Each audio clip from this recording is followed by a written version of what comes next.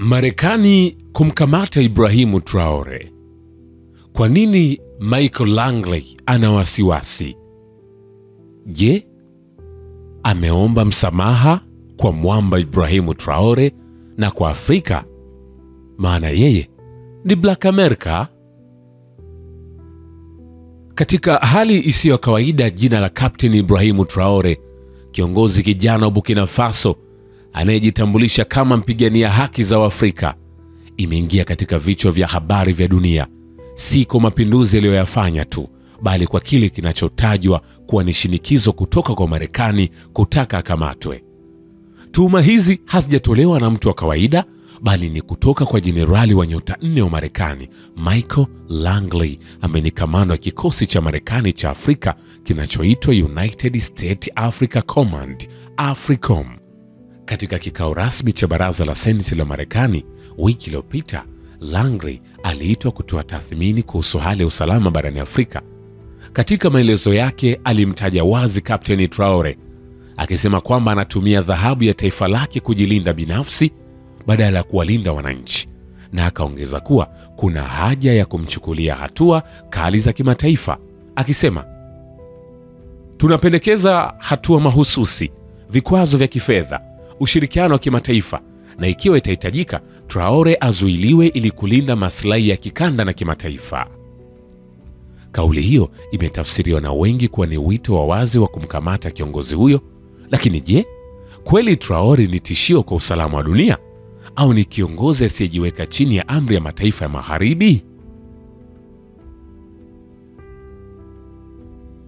Michael Langley, jenerali wa hadhi ya nyota 4 Marekani, aliteuliwa mwezi Juni 2022 kushika wadhifa wa kamanda wa AFRICOM, uteuzi uliothibitishwa na baraza la Seneti mnamo Agosti 6, 2022. Kwa uteuzi huo, Langley aliingia kwenye historia kama Mmarekani mweusi wa kwanza kufikia hadhi ya jenerali wa nyota 4, 4-star general, katika jeshi la wanamaji la Marekani tangu kuanzishwa kwake miaka 246 iliyopita. Cheo cha jenerali wa nyota 4 ni miongoni mwa vyeo vya juu kabisa katika safu ya kijeshi nchini Marekani. Kinampa mamlaka ya kutoa maamuzi ya kimkakati kuhusu operesheni za kijeshi duniani, hasa katika bara la Afrika ambako AFRICOM inaendesha shughuli za kijeshi na za ujasusi katika zaidi ya nchi 50. Licha ya hadhi hiyo, Langley sasa anakabiliwa na maswali ya kiitikadi, hasa miongoni mwa Waafrika wanaomwona kama msaliti wa asili yake anayesimamia maslahi ya kibeberu dhidi ya mustakabali wa bara lake la asili. Alivyotamka Traore azuiliwe kupitia mitandao ya kijamii, wengi wa Waafrika wamemjia juu. Wanasema hii ni huzuni, ikizingatiwa kwamba kijana huyu amekuwa akifanya kazi kwa bidii sana na kufanya mengi kwa ajili ya raia wa Burkina Faso. Na wengi wanasema Langley amesahau asili yake, tuachie Afrika yetu. Licha kuwa mweusi kwa asili, Langley anachukuliwa na wengi kama sehemu ya mfumo wa kisasa wa ubeberu unaolenga kudumisha ushawishi wa Magharibi barani Afrika. Wachambuzi wa kisiasa kama vile Dr. Sekou Toure kutoka chuo kikuu cha Dakar, aliyehojiwa na gazeti la Le Quotidien la Senegal, anasema kwamba Langley kwa nafasi yake ni sehemu ya mfumo wa kijeshi wa Marekani unaolinda maslahi ya kibeberu katika Afrika, huku akizingatia maslahi ya Marekani badala maslahi ya wananchi wa Afrika. Hii ni hoja ambayo imekuwa ikijitokeza mara kwa mara kuhusu jinsi Marekani inavyotumia viongozi wa Kiafrika ili kulinda mifumo ya kiuchumi na kijeshi ya Magharibi. Kwa nini Langley anataka Traore akamatwe? Ni kweli Ibrahimu Traore ni tishio? Kapteni Ibrahimu Traore alichukua madaraka mwaka 2022 kwa mapinduzi ya kijeshi, akiahidi kusafisha mfumo wa kifisadi, kuleta usalama na kurejesha rasilimali za taifa mikononi mwa wananchi wa Burkina Faso. Moja ya hatua kubwa aliyochukua ilikuwa ni kufukuza vikosi vya Ufaransa na kusitisha ushirikiano wa kijeshi wa mataifa ya Magharibi, hatua zilizowashangaza na kuwakera viongozi wa kimataifa ikiwemo Marekani. Langley katika Senate alieleza wasiwasi wake kwamba Traore anatumia mapato ya dhahabu kufadhili mamluki wa kigeni na kulinda utawala wake binafsi. Hii ni hatari kwa utulivu wa kikanda na inaleta mashaka kuhusu mahusiano ya kimataifa na makundi yanayopinga Marekani. Kauli hiyo ilionekana kuashiria kuwa Marekani haioni tena uongozi wa Traore kama halali au salama kwa maslahi yake barani Afrika, na hivyo inatafuta njia za kumwondoa au kumzuia kuendeleza ajenda yake ya kujitegemea. Wachambuzi wengi wa masuala ya siasa na usalama wameibua hoja kwamba hatua ya Langley si kuhusu usalama wa kweli, bali ni hofu ya Marekani na mataifa magharibi juu ya kuibuka kwa viongozi huru barani Afrika. Dr. Sekou Toure, mchambuzi wa siasa kutoka chuo kikuu cha Dakar, aliyehojiwa na gazeti la Le Quotidien nchini Senegal, anasema hili si suala la usalama, ni suala la udhibiti.